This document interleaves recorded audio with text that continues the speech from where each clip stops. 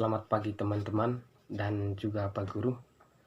Saya berharap teman-teman tetap sehat walafiat dan jangan lupa bersyukur atas nafas kehidupan yang kita hirup ini.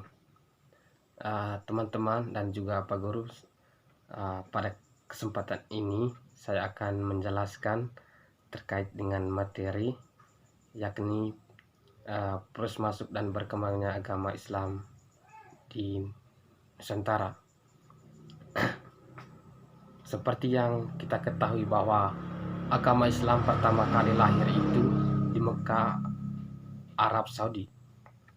Para pemeluknya menyebarkan agama Islam lewat berbagai jalur. Salah satu teori menyebutkan bahwa agama Islam di Indonesia masuk itu lewat jalur perdagangan. Ketika Islam menyebarkan agama dan kebudayaan ke Indonesia, proses cenderung berjalan dengan damai. Karena itu raja hingga rakyat biasa menerimanya dengan hangat. Selain perdagangan, ada juga saluran lain yang menyebarkan agama Islam dapat masuk dan berkembang di Nusantara. Saluran tersebut antara lain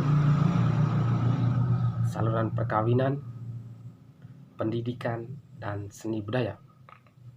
Kemudian teman-teman, ada teori-teori yang menyebutkan tentang asal penyebar Islam di Indonesia, yaitu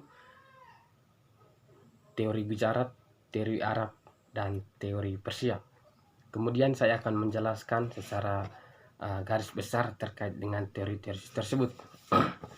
Yang pertama itu teori Gujarat. Pendapat tentang teori masuknya Islam di Indonesia itu pertama datang dari teori Gujarat. Dalam teori ini diceritakan Islam masuk ke Nusantara pada abad ke-13 Masehi dari pedagang India Muslim.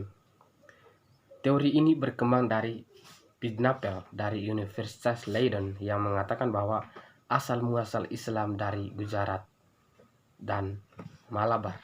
Kemudian orang Arab bermasbah Saif bermigrasi ke India dan orang India lah yang membawanya ke Nusantara. Pendapat ini juga ditegaskan oleh Snow Hurgens dalam buku Al-Arabic Atlas bahwa hubungan dagang Indonesia dan India telah lama terjalin. Kemudian inskripsi tertua tentang Islam terdapat di Sumatera memberikan gambaran hubungan antara Sumatera dan Gujarat. Selain itu ada juga teori Gujarat dari Mokte di mana ia mengatakan bahwa agama Islam di tanah air berasal dari Gujarat berdasarkan bukti peninggalan artefak berupa batu nisan di Pasai, kawasan utara Sumatera pada tahun 1428 Masehi. Adapun batu nisan itu memiliki kemiripan dengan batu nisan di makam Maulana milik Ibrahim di Jawa Timur, yakni memiliki bentuk dengan batu nisan di Jambi, Gujarat, India. Kemudian teman-teman, teori yang kedua itu yakni teori Mekah. Teori ini pertama kali dicetuskan oleh Hamka dalam Dies Natalis Petain ke-8 di Yogyakarta sebagai koreksi dari teori Gujarat. Teori Mekah ini hanyalah sebuah koreksi dari teori Gujarat. Dalam teori masuknya Islam ke Indonesia ini diterangkan bahwa Arab Saudi memegang peran yang sangat besar. Pasalnya, menurut Hamka, bangsa Arab pertama kali ke Indonesia membawa agama Islam dan diikuti Persia dan Gujarat. Adapun disebutkan masuknya Islam terjadi sebelum abad ke-13 Masehi, yakni 7 Masehi atau abad pertama Hijriah. Hal ini dibuktikan setelah wafatnya Rasulullah SAW pada tahun 630-an Masehi, di mana kepemimpinan Islam dipegang oleh para khalifah. Di bawah kepemimpinan itu agama Islam disebarkan lebih luas hingga seluruh Timur Tengah, Afrika Utara, dan Spanyol. Kemudian di masa dinasti Umayyah, pengaruh semakin meluas hingga ke Nusantara.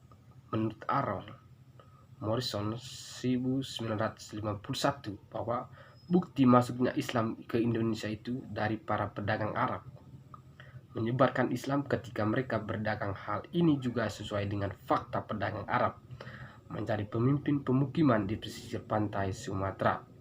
Para pedagang Arab tersebut juga melakukan pernikahan dengan penduduk lokal sehingga agama Islam semakin menyebar di Nusantara. Baik teman-teman, salah satu poin penting di sini bahwa mereka melakukan perdagangan itu ke Nusantara itu, dan mereka melakukan pernikahan dengan penduduk lokal, sehingga di situ juga terjadi atau jalur untuk masuk agama Islam ke Nusantara. Kemudian teori Persia, teori masuknya Islam ke Nusantara itu terakhir adalah Persia yang disusun oleh Hussein di Jadiningrat. Dijelaskan bahwa Islam masuk ke Indonesia dari Persia sehingga di Gujarat pada abad ke-13. Hal ini terbukti dari kebudayaan Indonesia yang memiliki persamaan dengan Persia.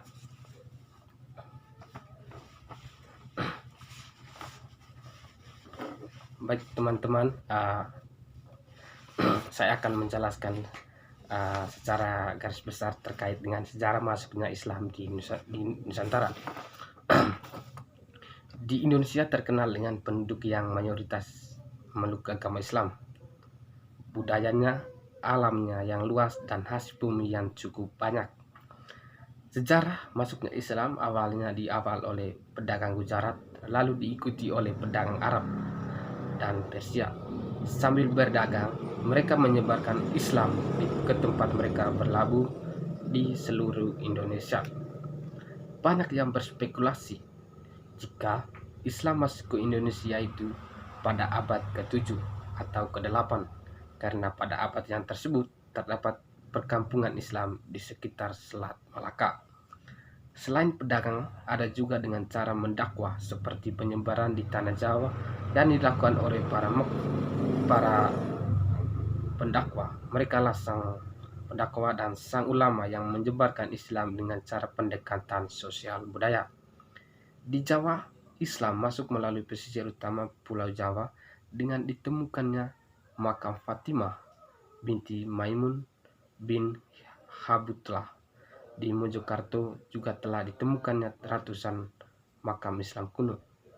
Diperkirakan makam ini adalah makam para keluarga Istana Majapahit.